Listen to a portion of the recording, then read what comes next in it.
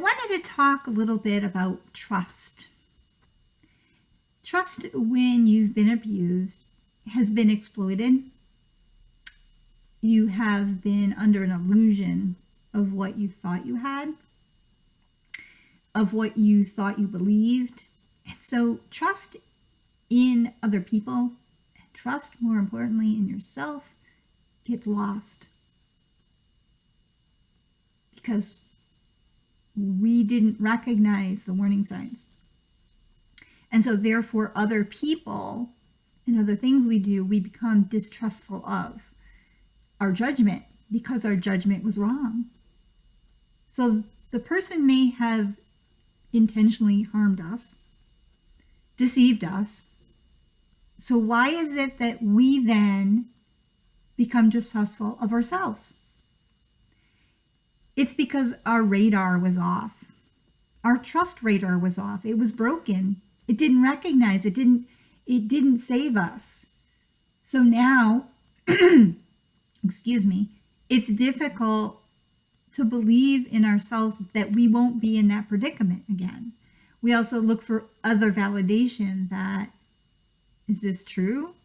Is this okay? Is this safe? I know at one of the jobs I had, shortly after my breakup, I was constantly doubting myself. My memory was horrible because I had so much download of information. Like I was talking about before, the computer, our brain, like a computer, becomes, has this virus of abuse in it and all this dysfunction going on of things that you shouldn't have to think about. But the trust factor is, I don't know, can I believe anything? Because if you are with a narcissistic person, high on the spectrum, especially if they're covert, you had no idea that they even had a grandiose idea really in their head because they acted humble, which is bizarre. But you start realizing what the intent is, and it's always what other people think and always being showy, but they don't say it. They may do it with how many toys they have. They may do it with who they surround themselves with, always bragging about knowing the owner, but doing it in a subtle way. Oh, I know the owner there, but really it's about elevating themselves up. So you wake up, it's like believing for 22 years that there's a Santa Claus. And then waking up and going, how did I not know? Like the rest of the world knew that there was no Santa Claus. You kind of feel like, how did I not know? But your abuser, no one really around you knew, like the Santa Claus saying that you should have known. But the theory is that it just seems, how did I not see it? It's that, like, the extent that you go, oh my God, how could Santa Claus go around the whole world? And I didn't question that. As a child doesn't question it.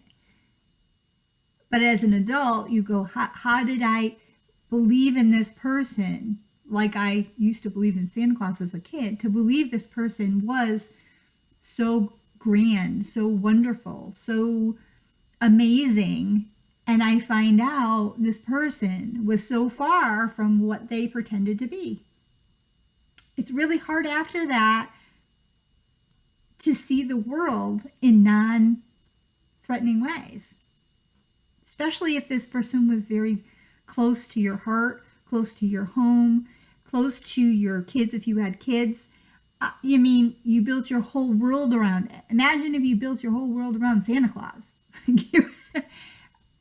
I'm putting in a little humor there, but it just feels that way, that your whole world is falling apart. And how did you fall into this trap of this huge fantasy that you didn't know you were a part of? How to gain that trust back? I think it takes time.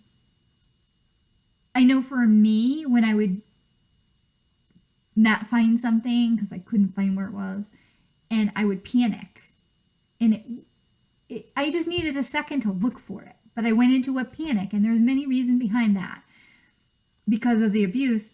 I'd be like, no, see, I didn't lose it. It's right here. And recognizing when the panic moments happen, and giving yourself credit and not just letting it go and recognizing I am responsible. Look, here it is. I put it here. It was safe, but in a moment, if I didn't see it, where did I put it? I go into this panic mode. Wait a minute. You are responsible. You're a bright girl. You've got this. But see, being told on a regular basis something different creates anxiety. Things were moved, taken, or all of that stuff. It adds to it. So the trust factor needs to be built up back in you, because as you build your trust back in yourself, in your ability, in your knowledge of what it is you're looking for, in the beginning, you're sort of hyper vigilant. I think that's part of the normal process, because the wound is so open that you're just constantly watching, especially if you're still in the relationship and you're trying to move out. You just never know what it is they're going to do. So it's really hard to be calm. It's hard to be settled. But once you're past that, and I'll do a video on how to handle that as well, gaining your trust back as you're capable of doing things on your own, because they do want you to be dependent on them and believe that you can't do anything without them. I know, like, the second I'd go to open a jar, if I couldn't open it, I'd be like, oh, I can't open this, and like bring it over to be opened. How ridiculous. I've been gone now and not part of involved with my abuser now for going on probably 2 years that I would speak to this person, and I've opened every jar. Yay! I can trust that I can figure it out. If I don't know how to do something, figure it out. There's a professional or someone there that can assist. I don't need to worry about someone who's going to be the hero, pretend to be the hero, but really be the backstabber and be the manipulator and the controller in my life. So I'm sure that there's some aspect of your world that you've distrusted. Someone, shows you some red flags of behaviors. Being watchful and walk away and be like, analyzing it in a good way. I used to be told by my abuser, you analyze too much. No, I wasn't analyzing enough. I was analyzing things all around, and I think I was getting closer and closer to opening up the can of worms that was right in the middle of my living room. But I believe that as time for me has gone by, that trust factor has grown within myself to make decisions that, if you're going through a divorce, you have huge decisions to make, and it seems overwhelming. If you're not living there, you're moving. For me, it was moving, getting another job. It was moving to another part of the state. It was doing a lot of things that were new and different to me. And that's a lot to deal with. It's moving all your stuff. It's letting go of pets if you can't take them all. There's a lot of stuff to go through and a lot of decisions to be made, especially when you're not really in a mode of trust. What if I pick a place that I don't want to stay? Well, I can tell you that when we get more in tune with ourselves and our feelings, which I did another video on, you make better choices. You make the right decisions. You start recognizing why you made the mistakes that you made in the past and how you fell for the abuser and why that happened. That allows you to be able to fix that so that that trap doesn't open again. It's like that trap door that's now shut. So that won't happen again. And as we get more in tune and in touch with what it is we want, it feels really good. It's like, yeah, I made this decision. Where I live, I love.